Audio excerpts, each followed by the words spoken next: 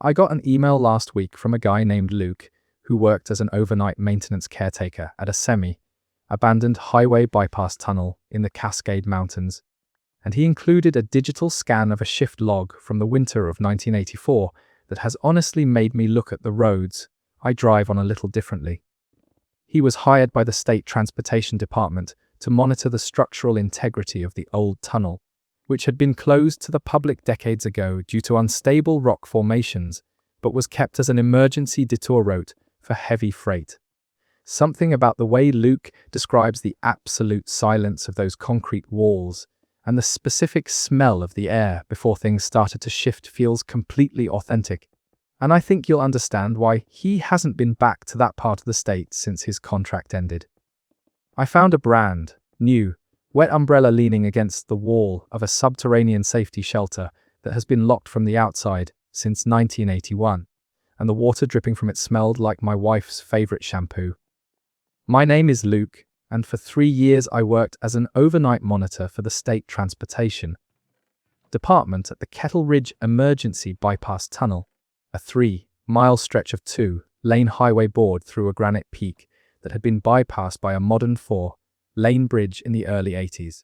The tunnel was only used about twice a year for military transports or heavy hazardous chemical loads that weren't allowed on the main bridge, and my job was to sit in a small concrete control booth embedded midway through the tunnel from 10:00 p.m.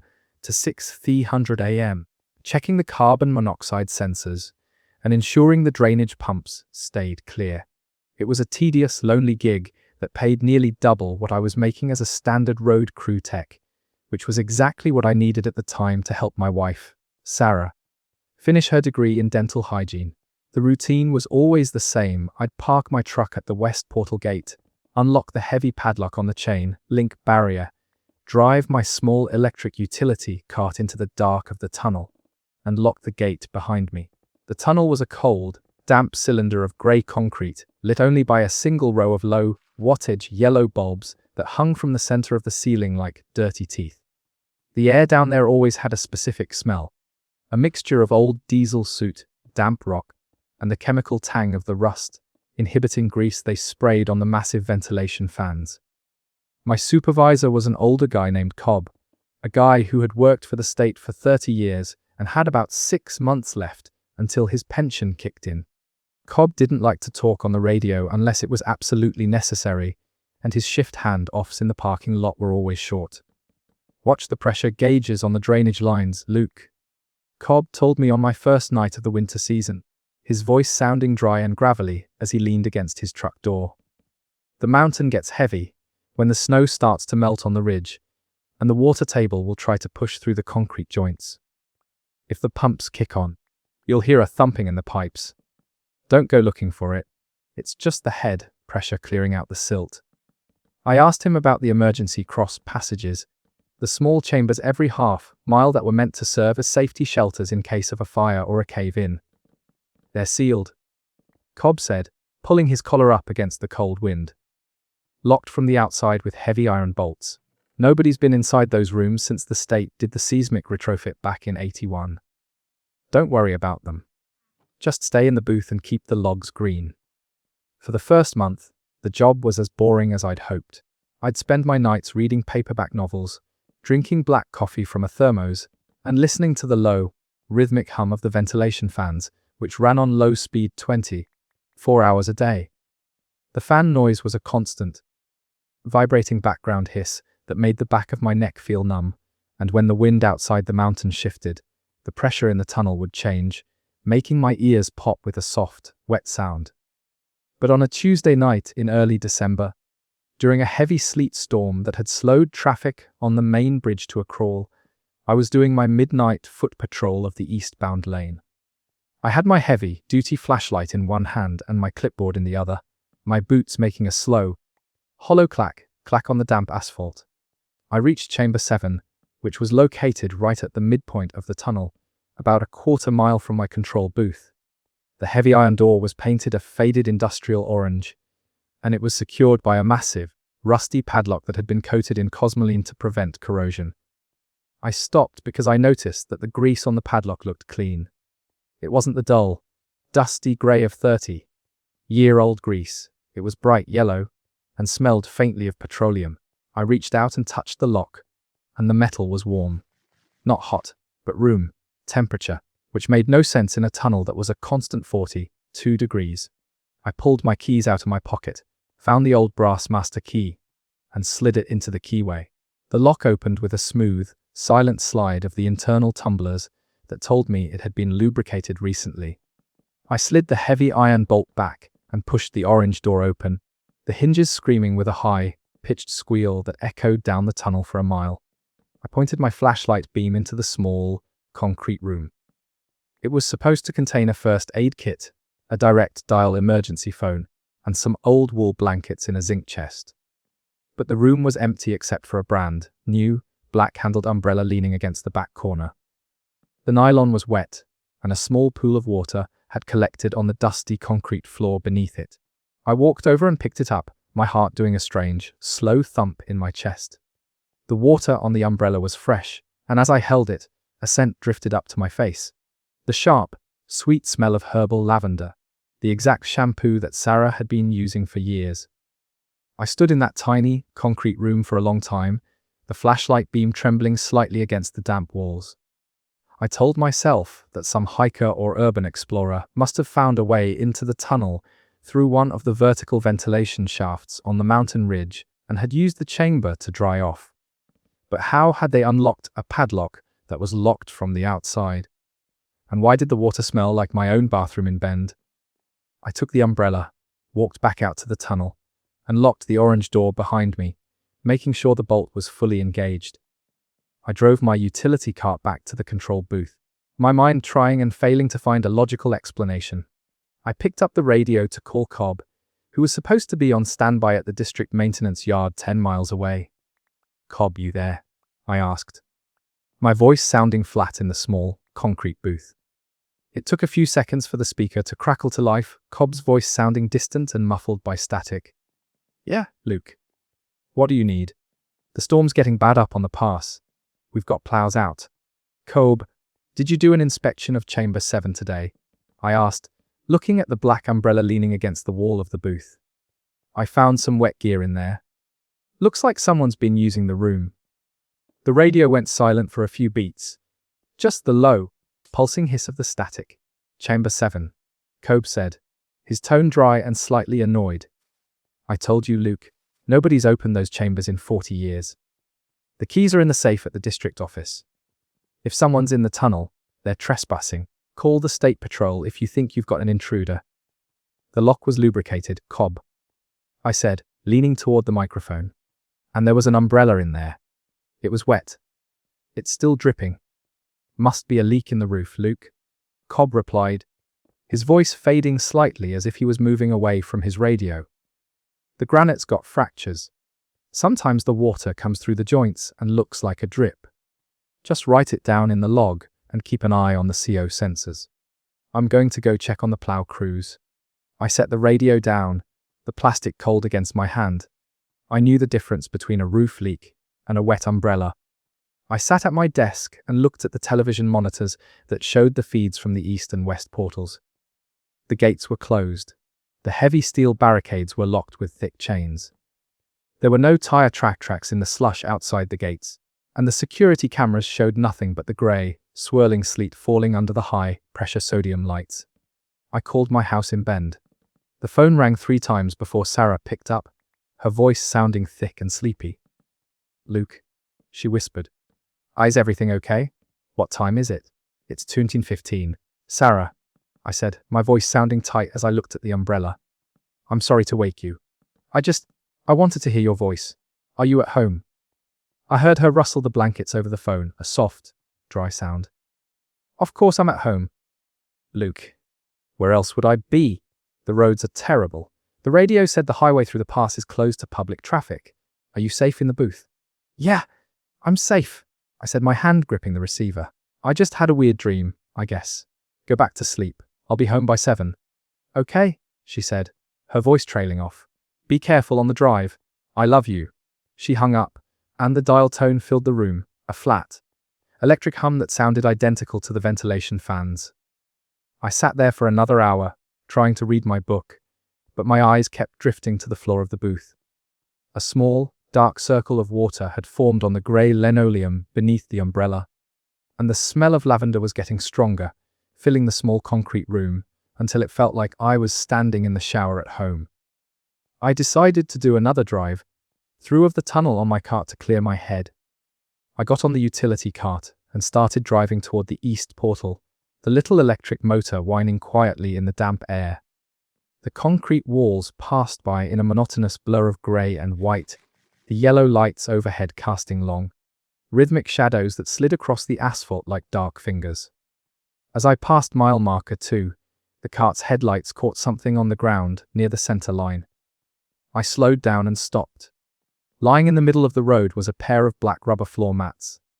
I got off the cart, my boots making a quiet splash in a shallow puddle of drainage water. I bent down and picked them up. They were heavy, made of thick, ribbed rubber, and they were caked in dry, grey mud. I flipped them over, and my chest felt like it was being squeezed by an iron band. They were the exact floor mats from my own Honda Civic, the ones I'd bought at an auto parts store in Bend 2 months ago. On the driver's side mat was a small, crescent-shaped burn from a cigarette I dropped last week, and a white coffee stain on the corner from a leaky travel mug. I stood in the middle of the empty lane, the floor mats in my hands, looking back toward the west portal. The tunnel was empty. There was no sound but the low, distant rumble of the fans and the dripping of water from the ceiling joints. I ran back to the utility cart, threw the mats onto the floorboards, and drove back to the control booth, my heart pounding so hard I could feel it in my throat. I parked the cart, ran into the booth, and checked the computer log. The digital telemetry screen was flickering, the green text scrolling rapidly. Station 4 active. Station 4 was the vehicle detection loop buried in the asphalt at mile marker 1.5. I looked at the automated vehicle log. The system had recorded a vehicle entry at 1:45 a.m. from the west portal. The license plate listed on the screen was mine. EY. My hands were shaking so hard I could barely type. I checked the camera feeds for the west portal gate again. The gate was closed. The padlock was still on the chain. I looked at the video feed for the interior of the tunnel at mile marker 1.5. The camera showed nothing but the empty concrete lane and the yellow lights. There was no car. There were no headlights. I picked up the satellite phone to call the state patrol, but before I could dial, the landline rang. The sound was incredibly loud in the small room, a harsh, mechanical ring that made me drop the receiver. I picked it up with a trembling hand and pressed it to my ear. "Luke," a voice said. It was Sarah, but she didn't sound like she was at home in Bend. Her voice was flat, dry, and she sounded like she was speaking through a heavy blanket. "The highway is blocked, Luke. They told me to take the bypass. I'm at the gate now, but it's so dark in here." "Sarah, no?" I screamed, my voice cracking with panic. "The bypass is closed. You can't be in here. I called you 20 minutes ago and you were in bed. How did you get to the pass? The rain is so heavy, Luke," she said, her voice dropping into a rhythmic, mechanical cadence that sounded exactly like the ventilation fans. "I can't see the road. I'm turning into the tunnel now. I can see your light." The line went dead, the static returning with a sudden, wet hiss. I stood up, my chair knocking over against the wall, and looked out the window of the control booth. The tunnel stretched out to the left and right, empty and grey under the yellow lights. But then, far down the eastbound lane toward the west portal, I saw a light. It wasn't the high-pressure sodium lights of the ceiling. It was a pair of yellow headlights, dim and yellow, cutting through the damp mist of the tunnel.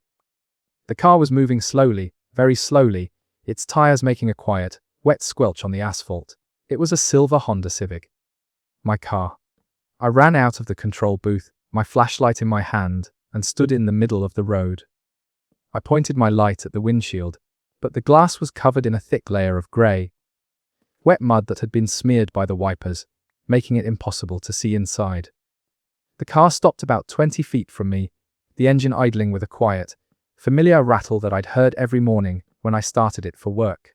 I walked toward the driver's side door, my boots feeling heavy, like they were stuck to the asphalt. The air smelled of burnt grease, lavender, and old rubber. I reached out and touched the door handle. The metal was ice, cold, so cold that my skin stuck to it for a fraction of a second. I pulled the handle, and the door swung open with a dry, rusty creak. Sitting in the driver's seat was a figure. It was wearing my red flannel shirt and my work boots, and its hands were wrapped around the steering wheel. But the skin on its face and hands wasn't skin. It was dry, grey clay, cracked at the joints like an old mud flat, and its eyes were just two smooth, black stones pressed into the sockets. Resting in the passenger seat next to the figure was a black-handled umbrella, wet and dripping, and on the dashboard was a small, plastic cup filled with dry grey soil. The figure slowly turned its head toward me, the clay around its neck cracking with a dry, papery sound. It opened its mouth, but there was no tongue, no teeth. Just a small, black speaker horn mounted in the back of its throat. "You're doing a great job, Luke," the speaker whispered, using Cobb's voice. "The state is very pleased with the maintenance. We just need one more scan. The 3rd mile is where the drainage is clear." The figure reached out and grabbed my arm, its hand dry and rough like sandpaper, and the grip was incredibly strong, like an iron vice. I screamed, pulling back with all my weight, but the clay fingers didn't budge. I swung my heavy flashlight with my other hand, hitting the figure's wrist. The clay shattered with a loud, dry crack, and the hand broke into a dozen grey pieces that dissolved into the water on the floorboard of the car before they even hit the rubber mats. I fell backward onto the asphalt, scrambling to my feet, and ran toward the west portal gate. I didn't go back to the control booth. I didn't get my bag. I just ran down the concrete lane, my chest burning, my boots splashing in the drainage puddles. The yellow lights overhead seemed to stretch, the distance between them growing longer and longer, until it felt like I was running down a hallway that had no end. I reached the west portal gate. The chain link barrier was locked, the padlock in place. I climbed over the top, the rusted wire tearing my shirt and cutting my hands, and I tumbled down into the slush on the other side. My truck was parked in the driveway, its windows covered in a thin sheet of sleet. I got in, my hands shaking so hard I dropped the keys twice, and I turned the engine over. It started on the first try, the headlights cutting through the dark of the mountain pass. I drove down the pass as fast as the tires would let me, not looking at the rearview mirror, my mind a blur of terror and confusion. I reached my house in Bend at 5:00 a.m. The lights were out. I ran through the front door, my boots leaving a trail of wet slush on the carpet, and I burst into the bedroom. Sarah was in bed, sleeping quietly under the heavy blankets. I stood by the bed, my chest heaving, my hands covered in grease and dried blood from the fence. I reached out and touched her shoulder, and she stirred, her eyes opening slowly in the dim light of the morning. "Luke," she whispered. "What's wrong? You look awful." "Sarah, I'm home," I sobbed, my knees buckling as I sank to the floor beside the bed. "I'm home. I'm not going back to the tunnel. I'm done." She looked at me, her expression soft and concerned, and she reached out to touch my face. Her hand was warm and soft, and the smell of lavender was fresh on her skin. But as she smiled, her lips cracked slightly at the corners, and a tiny, thin line of grey clay dust fell onto the white sheet. "That's good, Luke," she said, her voice sounding flat, dry, and rhythmic, exactly like the ventilation fans. "We've got the new floor mats in the car. We're ready for the transfer." I didn't answer her. I stood up and backed out of the bedroom, my heart cold, and walked to the front door. I looked out the window. My truck was parked in the driveway, but the street wasn't a street in Bend. The asphalt was damp and grey, and it ran between two high, vertical walls of rough, cut limestone that stretched up into a grey, flat sky where the sleet was falling in silent, vertical lines. In the distance, at the end of the road, I could see the dark, circular opening of a tunnel, its yellow lights blinking in the mist. I'm sitting in my truck now, the heater running on high, but the air coming through the vents still smells of old diesel soot and damp stone. I've been driving for 3 hours, but every road I take, every highway exit I follow, eventually brings me back to the entrance of the Kettle Ridge bypass. Cobb's voice came through my truck radio 10 minutes ago, telling me that my shift is almost over and that I need to make sure the gate is locked. I'm going to go down to the gate now. The padlock is waiting, and I can hear the big fans starting to thrum in the dark. I tried to contact the state transportation department to verify Luke's employment, but they told me that the Kettle Ridge Tunnel had been completely filled with concrete in 1985 after a major rockfall, and they haven't had a maintenance caretaker on site for nearly 40 years. But the scan Luke sent me is definitely a real shift log, and when you look at the signature on the last page, the ink has a strange, greyish tint to it, almost like it was written with liquid clay instead of ink. If any of you have ever driven through those old mountain passes, or if you've seen those old orange doors in the side of a highway tunnel, let me know in the comments. Sometimes I think the roads we build aren't just for driving, they're for keeping the things we've forgotten from finding their way back to the light.